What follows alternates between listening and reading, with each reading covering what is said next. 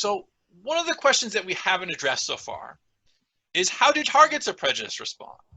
Okay, so far we've really focused on the perspective of you're interacting with someone who's from a minority group.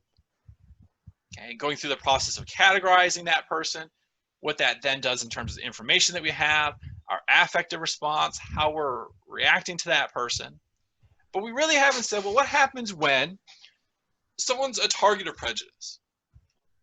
And I'll say I think the research is a bit more lacking here. I wish it was a little bit stronger. But we do see some distinct effects occur for that person who is being discriminated against, who's receiving that prejudice treatment.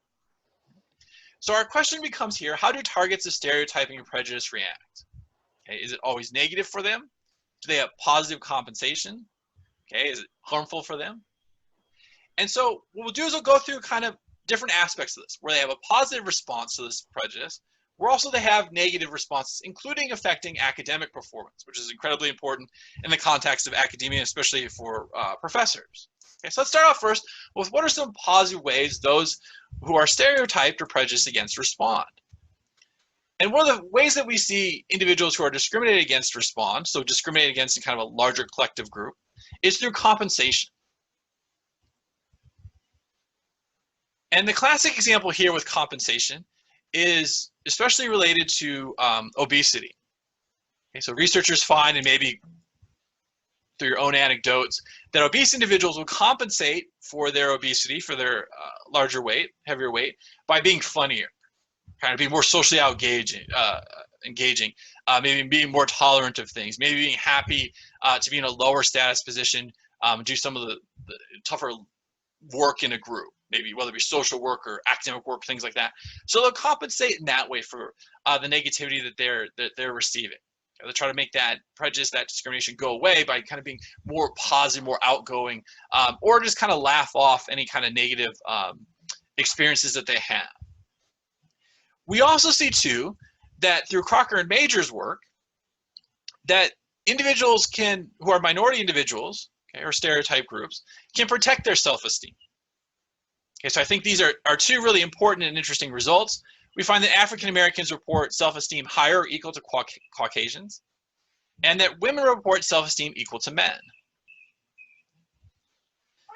And so for both of these groups, based on societal standards and societal means right now, we see that they're kind of lower status groups. So even though they're in this lower status, you might say that they're being perceived more negatively, their own internal beliefs cause them to then report self-esteem that's equally as high compared to majority group members. And this is good. Okay, we know self-esteem is hugely important to functioning successfully, being able to navigate and do the things that we need to. And so because of this, we see that they can be resistant to what's going on. Okay, they can kind of control things. They can have the self-esteem that they need. So they're not losing this self-esteem. So there's not this huge reduction. We don't have, all these minority groups, those groups of lower status, feeling negative about themselves. Okay, they kind of pick themselves up for this. Okay, pick themselves up. They're able to kind of resist what's going on. Now, so far, this sounds great, right? Individuals who are minorities, they'll compensate. They'll try to make up for the fact that they have this lower status position, that they're not letting their self-esteem get harmed. Okay, we know self-esteem is essential to being able to have the resources to take on challenges, to do the things you need to. So you start to be saying, well, hey, this is great. What's the big deal? Okay, so minority individuals, hey, they're just fine. Why do we even need to worry about discriminating? Because, outside of losing opportunities, they're still just as happy as anyone else. Now, one of the things that happens about this, though, is that they start to have to attribute negative outcomes to that prejudice, though. Okay, so some of these buffers that we've discussed so far are really only related to times when they can say, hey, something negative happened, not because of me and who I am, but because someone was treating me negatively because they're biased. Okay, so I didn't get that promotion, not because I wasn't qualified, okay, but because the person hiring was biased towards white males, okay, or African American females. And so for discrimination to be perceived, an individual has to think about things in a couple of different ways. So in order to protect that self-esteem, an individual has to feel that he or she was treated unjustly. Okay, so some part of the process that they went through was unfairly done. There was inequality in how people were treated. That their treatment was based on their social identity or group membership as well. So the idea here is that they can protect their self-esteem, but they have to see this as a process that wasn't fair. So maybe interviews weren't conducted equally between the groups. Okay, maybe they found out that the other candidate who did get the job had a longer interview. Maybe they met with other people. Maybe they had previously interned at the company, so they had kind of a different route towards that. And so they might say, well, hey, this is not equality in terms of how I was treated. The other piece, and this is one that we'll build on here, is the treatment was based on social identity or group membership. Okay, so the idea here is that someone can say, hey, I was treated negatively because of some aspect of myself. When they do these studies, what they often do is have participants do something that can be evaluated on, and the person who's evaluating them either knows their race or gender in some cases or doesn't. Okay, meaning the person that they're evaluating them either has the ability to treat them unjustly because they know the participant's race and gender, or they're blind to it. And when participants believe that the person evaluating them is aware of their race, the participant's race, then they start to say, well, hey, that person treated me unjustly. When the participant doesn't believe the other person knows their race, then you can start to say, well, hey, you know, it wasn't that they were treating me differently because I'm African American or female, okay, or Asian American, Latino, Latina. It wasn't because of that, it's because of something else. And so where this all starts to tie in a bit together is a critical point that I think other researchers make in counter to this protection of self-esteem, that when you make these attributions, okay, remember attributions are kind of explanations for behaviors. Okay, remember that's what we do as people, especially as social psychologists, want to have attributions for why people act certain ways. When they make attributions to group membership, it could only intensify that negative threat. And the reason why Schmidt and Branscombe say this is that when you make attributions that someone discriminated against you, okay, you're making attributions about aspect of your identity. Okay, so, and in many cases, these attributions to your identity are ones that are attributions to central aspects of your identity. Okay, so if we go through the process considering both sides of the argument, minority individual isn't hired for a job. That minority individual can say, was the process fair? Okay, was it colorblind? Did everyone get equal amount of treatment? You know, equal questions, equal interview time, equal opportunities? If that person says, no, I was treated negatively, I was discriminated against, that African American candidate is making an attribution that might protect their self-esteem, saying, hey, I didn't get the job because I'm bad at what I do, or a bad person. That protects your self-esteem, but they are making attributions to part of their identity. They're saying, well, hey, bad things happen because I'm black. Bad things happen because of this identity that I hold. And this identity, especially African American, age, gender, race, are things that you can't change about yourself. Okay, so you're essentially attributing bad things to parts of your identity that you're not able to kind of correct or adjust for yourself. And so that's where, you know, Schmidt and Branscombe bring up the other point that this is important to think about. So I even did research on this in graduate school. It's actually one of my first social psychology publications, where we looked at what happens when individuals are ostracized when they had an attribution to their identity. So their identity was different than the rest of the group members. Okay, so they're excluded and ignored while being a different type of player, and whether that identity was permanent or temporary. Okay, so was it a permanent aspect of their identity? Was it based on their gender? So I wasn't given the ball because I'm a male playing with two other females, or conversely, a female playing with two other males. Or is it because of something about my identity that was temporary? It was going to go away.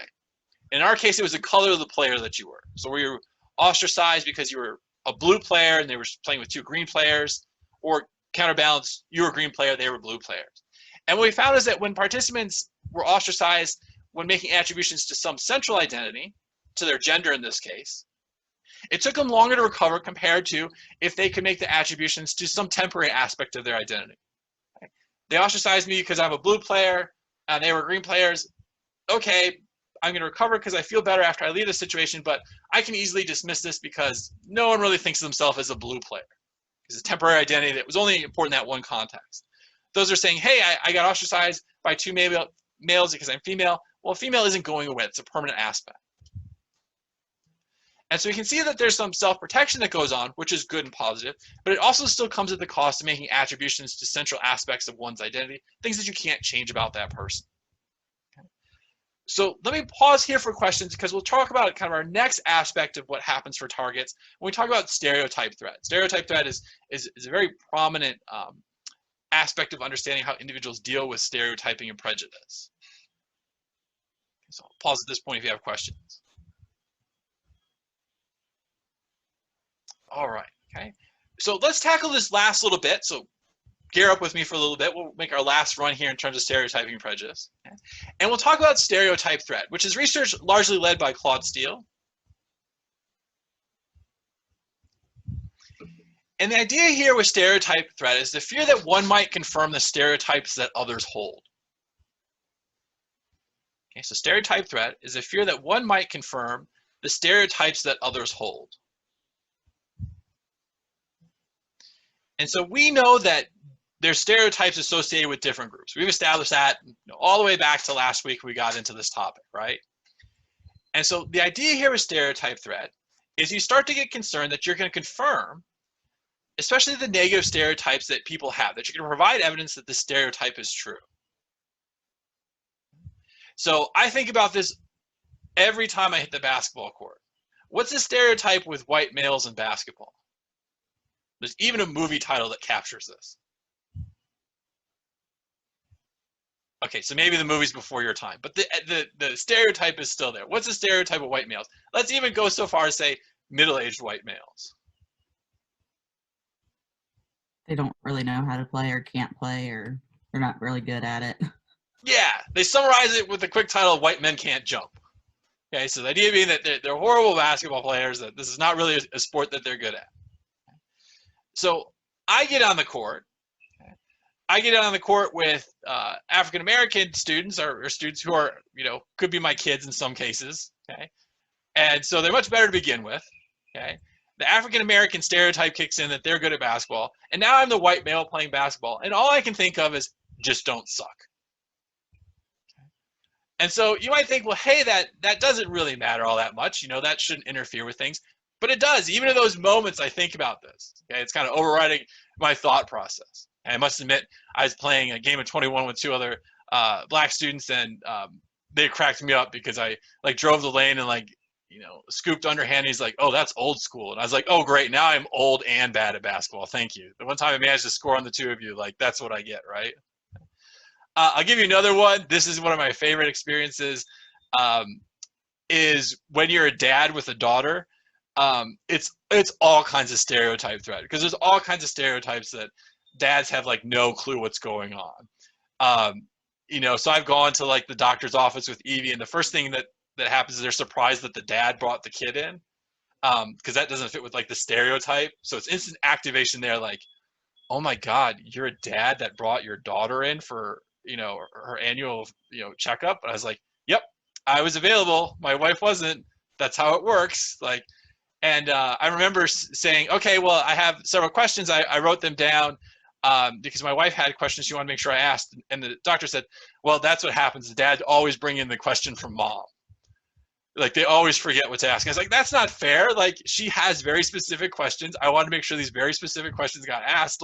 I'm not a doofus. I know how to ask about my daughter's health. But my absolute favorite one where stereotype threat kicks in is your daughter runs over to you and she says, Daddy, I need a ponytail.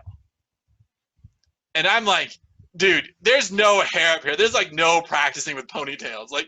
And of course this happens in front of all the moms, right? Because the dads usually are out working or whatever. So I'm like, holy crap. I'm like, I had to put this ponytail in, and all these moms are looking at me being like, he's totally gonna F that up. I bet he doesn't even know what a ponytail is. And I'll admit, the first time I tried to do this, I definitely was feeling that stereotype threat. I mean, I was fumbling, and I was like, do you have a barrette? And I was like, it's not a barrette, it's a hairband, right? A scrunchie. What do you have, dude? And all the moms are like, here, I've got one for you. Whip it out of their pocket, and they're like, here it is, right? And so he was like, no, here it is. And then I'm like, well, what do I do, buddy? And she just come on, knock this out, because of course, normally mom helps her with this. And so the funny thing is that the first time it happens or two, that stereotype threat kicks in. And I'll say it even used to happen to me even when we'd be at home.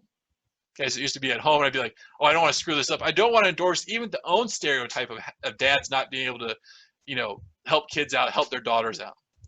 Needless to say, I can knock out a high ponytail, no problem, people. I can do it good style and I can even do it college student style. And you know what I mean when I say college student style. In fact, when I screwed up, I said, hey, you look like you're one of my students who just woke up and got out of bed. And you guys all nod your head because you know what I'm talking about. Okay. All right, so let's bring this back around to what Claude Steele talks about, because he's definitely not sitting there doing stereotype threat with kids and daughters and dads and stuff like that. But he's doing important research. Okay? And what he did is he wanted to look at this stereotype of women versus men in math. So what's the stereotype of women compared to men in math? I know you guys are like, I'm not sharing that stereotype. I don't want to endorse it.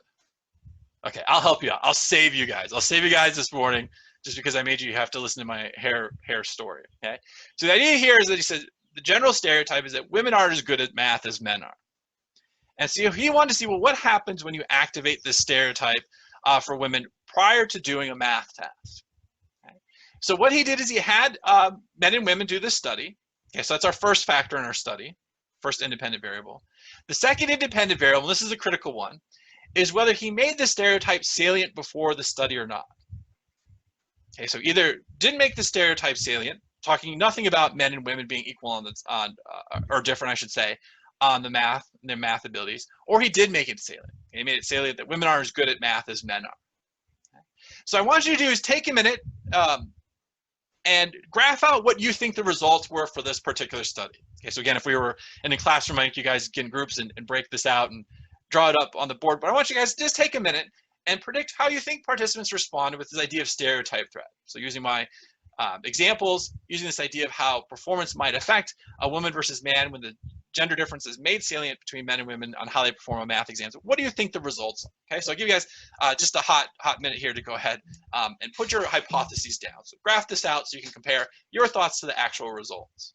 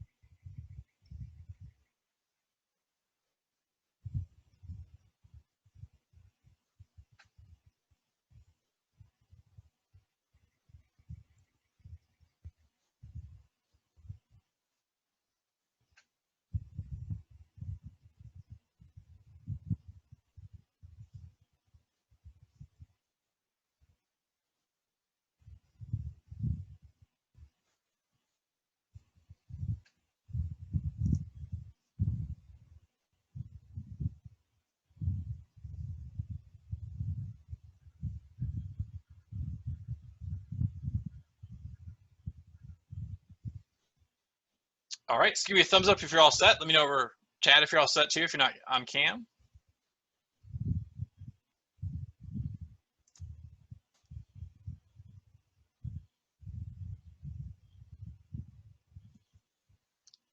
All right, okay, so let me show you what the researchers found, and we'll kind of explain why this makes sense. So how many of you, your results pattern looks something like this? Okay, right idea, okay, good deal. Looks like we have a few that got it. If you didn't, no worries, but this is again where it's good to think about it. When we saw the stereotype threat not occurring, so there was no gender difference made salient beforehand, men and women performed equal on the task. Okay. When that gender difference was made salient right before the task, though, you can see this, I would say, a pretty reasonably sized, impact to that performance. You see that you see women in terms of these purple bars here. You see that women start to perform much worse. Okay, they go from getting about 16, 17 questions correct down to 5. That's a 10-point swing. You even see too, okay, that men get what we call a stereotype lift. Okay, so suddenly they go, oh, well, I'm supposed to do good at this, so I can feel more confident in what I'm doing. Okay? So now I'm actually going to perform better on it. Okay, so it kind of ends up going both ways. And so what researchers argue is that when that stereotype is made salient, you start to become so concerned about endorsing that stereotype, proving that stereotype, that it overrides your performance, and unfortunately then it does. Okay, so I will admit, even to this day, when Evie says, hey, I want a high ponytail, okay, which I will admit is really the only hairstyle I know how to rock, okay, so I still have to work on that part. Okay. But even when she says that, I still have to always dismiss, I can do this, you've done this in the past, don't worry about the stereotype that dads can't do this. Okay, you know, I have to kind of get past that step. And the reason why I'm kind of thinking this through is that one thing that can happen that the stereotype threat occurs is that we start to get into a self-fulfilling prophecy. We predict that the prediction that it ensures by behavior or it generates, that it'll actually come true. Okay, so instead of being calm and in the situation, realizing that I've done all kinds of things with Evie that are new to me, I start being worried about what's going on in terms of putting her hair up.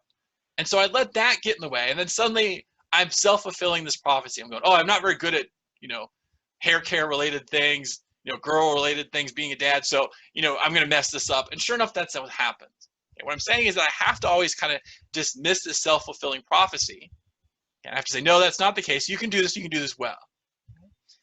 We also see, too, related to this idea of stigma consciousness. Okay, so this is also what kind of rattles things for me when I do certain things with Evie, where that stereotype of the dad and the dad not knowing how to take care of the daughter kicks in, is that individuals are self-conscious of their stigmatized status, and they start to become worried about this. So I'm very self-conscious of the stigma of dads being inept with taking care of kids. It's not that kind of dad I want to be. Okay? And so I'm always aware of this, and when cases like this come up, I start to become very conscientious of it. Okay, so when I bring Evie to the doctor's office, you know, I know the dads aren't used to doing that. Okay, we had the nanny share before, so it was 3 girls.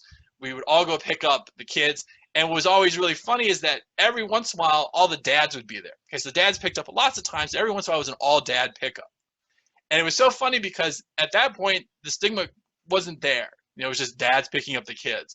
But if it was just like one dad and like the 2 moms, that stigma consciousness, at least for me, kicked in. As I was like, okay, now I'm the only dad here. Okay, so am I making sure I get everything? Am I checking in with the nanny, you know, correctly to get the right information? One of Evie's first words was no run. So we used to go for a run afterwards after I picked her up. And so that's like the first thing she learned was like no run. So I'm like, oh, good. I'm taking my daughter to go do something she already knows she doesn't want to do. Like, that's all she could say in some cases. Okay. So again, this idea is that part of what happens in stereotype threat is you don't want to endorse what's happening. Okay?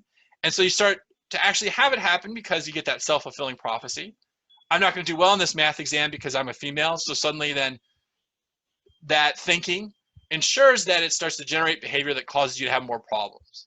Okay? Same thing with if you're especially stigma conscious, that only makes it that much worse. Okay? So you spend so much cognitive energy being worried about that stereotype that you don't do well in the task. And as you guys know, once we start to have kind of this cognitive energy loss, we start to then not perform as well on something. Okay, so once you guys have gone through a tough class and then you get to your exam in the next class, you know it's tougher because you've already lost some of that cognitive ability. We see that happening when someone is having stereotypes about them activated. So we now have come to the end of talking about stereotyping, prejudice, discrimination. It's been a long trek with lots of information. Let me pause at this point to see what questions you have before we'll start talking about and introducing the idea of antisocial behavior. Okay, you guys ready to move on? Okay. So what we'll do, something I want to change up a little bit for us, go ahead and take a 2-minute break, 2-3-minute break if you need to stretch your legs, you know, check your phone, grab a drink, you know, something like that. So actually, everyone, do me a favor, take 2 minutes, just walk away from your computer. It's totally okay. I promise my big fat head will still be here. Okay. So go ahead, take a step, get away from your computer for a minute, then we'll come back to things. I know it's tough to be sitting at a computer all this time. So stretch, move, go get a drink, say hi to your family member, find your cat or dog wherever they've gone and hidden. Come back in like 2 or 3 minutes. If you need 4 or 5, that's fine as well. Okay, so go ahead and we'll take a break before we get into things.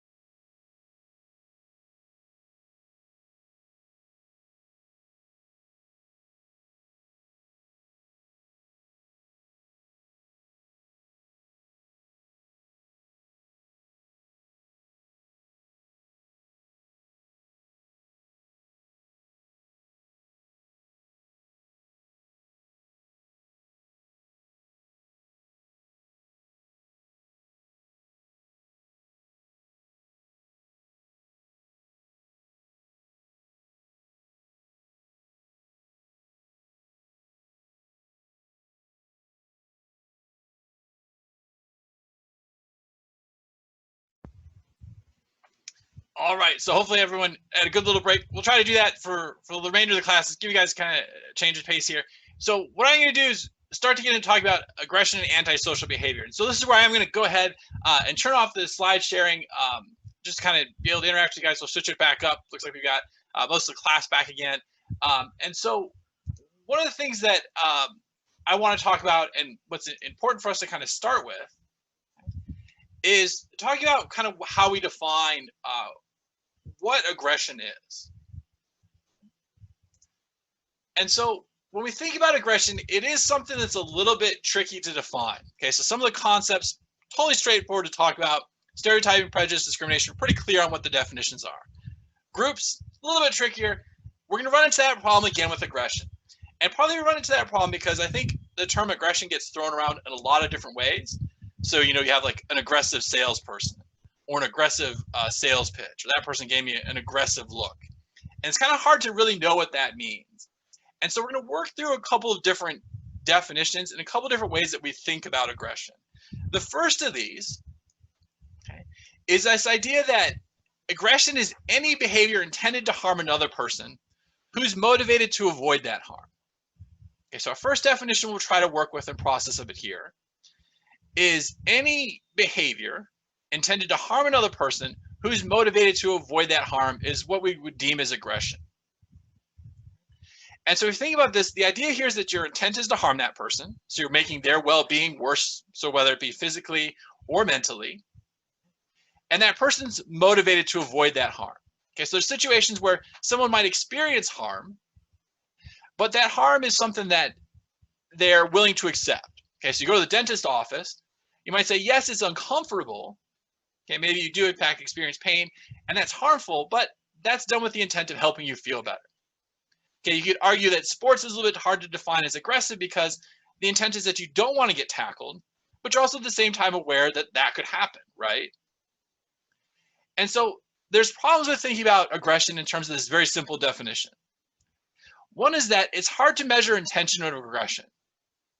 Okay, so you might have harmed someone who's trying to avoid that harm without intending to. It was totally an accident. Okay, car accident, say something that is negative and you didn't mean to say that.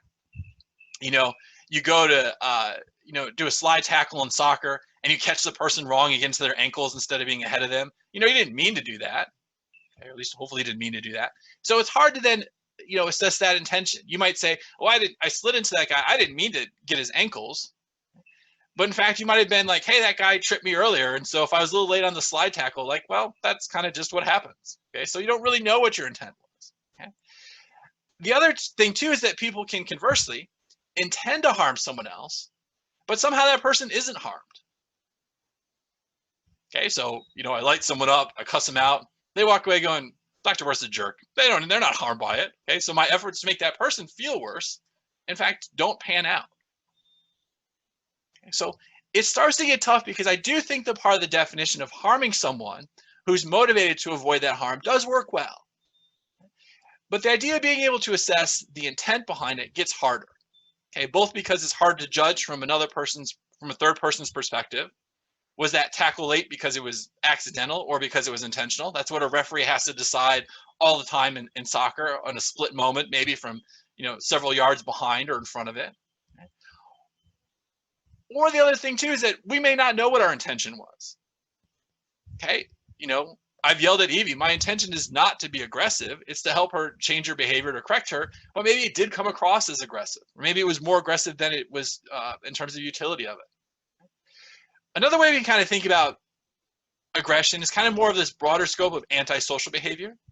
So the idea not being with antisocial that you don't want to interact with others, but rather antisocial behavior being behavior that damages an interpersonal relationship or is culturally undesirable. Okay, so you can think of aggression as it is harming that relationship. Okay, so maybe that's one of the easier marks of aggression is that you are making things worse with a romantic partner if you're yelling at them.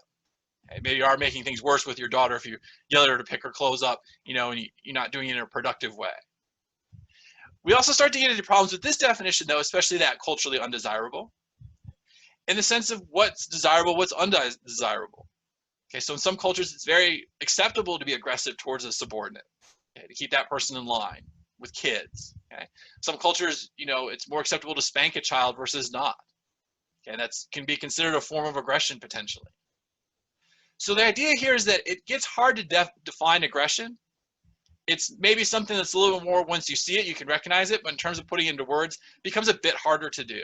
Okay, so keep that in mind in terms of when we talk about aggression, how you use the term aggression, things along those lines. Now, to continue getting us going with kind of aggression, I am going to share the slide here. So give you just a second to get us set up with a slide share. And what it does is it is going to highlight for us the different types of aggression. All right. So when we break down aggression, it's not just simply that, hey, you just aggress against someone else, you harm them. There's different ways that we approach using aggression. So the first example here is direct aggression. The idea here is that that victim is present.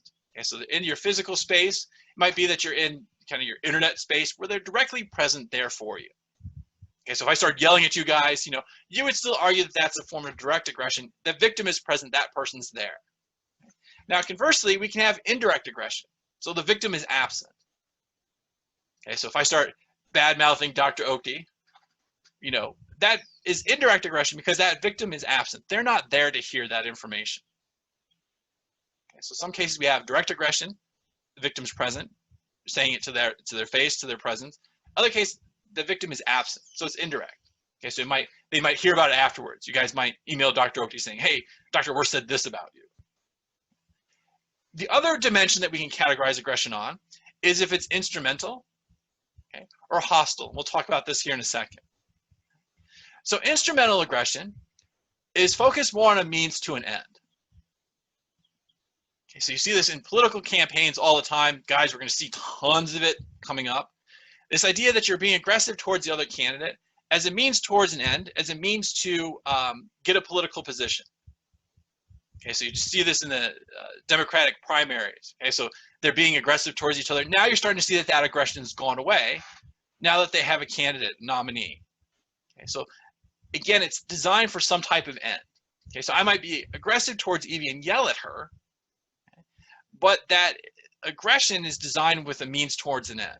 Okay, hey, we've reached enough points of asking her to do something. We need to elevate it so it's a little more aggressive action so that she understands the importance of it.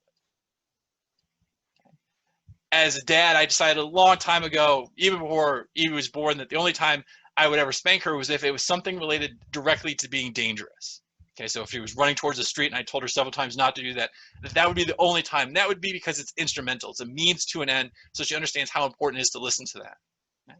Now, conversely, okay, and really the only reason why I'm showing you this slide is because this GIF is just so damn awesome, okay, is you can have hostile aggression. So really, that's the only reason why I put this back up. I'm not going to lie.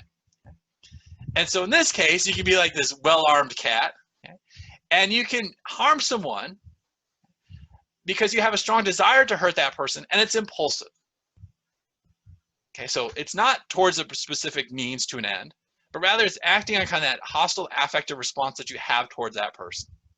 Okay, so we see this as a perfect example. This is being cut off on the road, and then being dangerous with your car. Okay, so kind of this reckless driving. Okay, trying to retaliate with that person by cutting them off. Okay, or honking at them, or doing something dangerous towards them. And so with these, we have to kind of think about these different forms of aggression because they have kind of different aims. They have different understandings, different approaches to it. Okay? So what I'd love to have you guys do is generate, just for a minute here, some examples of these different forms of aggression. So you can think about them in terms of one dimension. You can think about it in terms of both dimensions. Give me some examples of different forms of aggression, and I can kind of help you out if they don't kind of quite squarely fit within one form of the aggression or another. Okay, so what are some examples? Direct, indirect, instrumental, and hostile aggression. Indirect could be like cyberbullying, right? Like Okay. using like social media platforms or something like that to like talk bad about somebody or spread rumors or something like that. Okay, so perfect. So we can think about cyberbullying as indirect or direct, just depending on how it's done.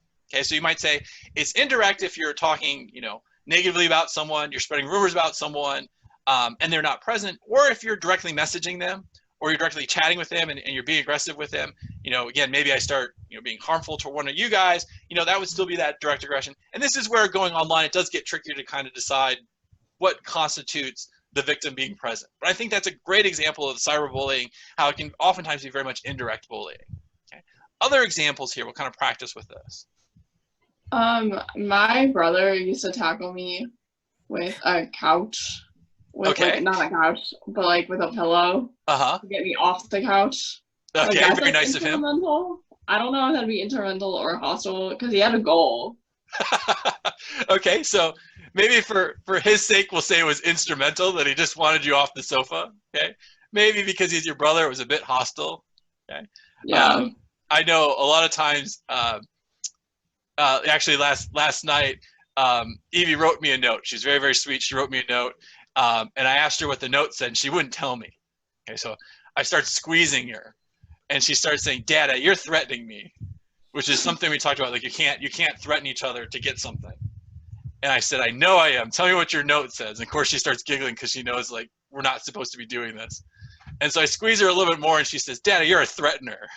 And then I felt bad at that point. I was like, oh no, this is gone too far.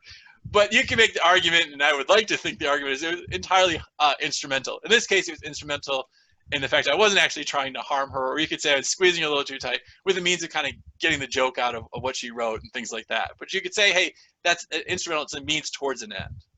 Okay, so it means towards the end in your case of your brother trying to just get you off the sofa. Okay, in my case, just to harass my daughter. Other examples in terms of any of these, and they can kind of cross over, you can categorize them in two different ways if you want to.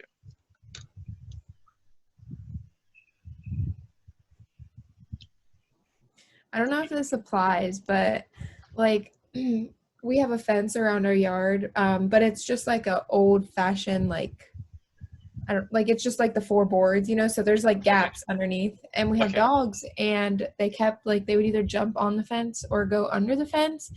And so we actually got a cattle electric wire to put under it, so that if they try to go under it, they get shocked. And needless to say, they don't touch the fence anymore. So I feel that would be instrumental, maybe it's means to an end. Okay, so I think that's a great example. Okay, so I think that fits very well. It's good creative thinking. Again, it's instrumental. It's a means to an end. It's a means to an end to keep the dogs from jumping on the fence. Okay, to some degree too, you can make the argument it's protective of the animals because they don't want to injure them. Okay. We put up a barrier between our fence and our neighbors' raspberry bushes because they keep growing through our fence. So speaking of fence stories, and I kept wanting to have my neighbor come out because she's a very sweet lady. In fact, we go to Buckeye games together. And you'd be like, no, this is not a hostile action. We just don't want your raspberry bushes growing through. I could see her in there being like, why are they doing that? And she was literally watching us. I mean, it was quarantine entertainment for her as well. I mean, I'm sure that the dogs think it's hostile, but yeah, the dogs may say it's hostile. I mean, dogs are probably just slowly learning do that kind of operant conditioning. Okay, other examples. Let's see if we get one more here.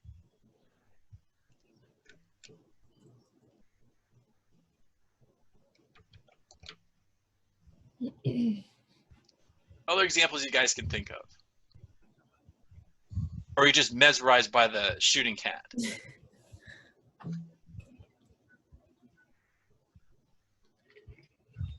Okay, well, since you guys didn't respond, I'm now going to give you homework.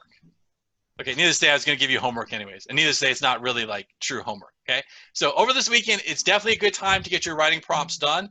I'll try to get the previous one you guys did graded. No promises, but I'll have it on my radar of things. As you're watching TV shows, kind of crime shows, adventure movies, things like that, take a moment, take 5 minutes out of the show, think about some of the behaviors that they're doing, and define them as different types of aggression. Okay, so I'm watching Thor this weekend. I'm actually watching all the Marvel movies in sequence. That's our coronavirus weekend activity now. And so I promise I will do this as well.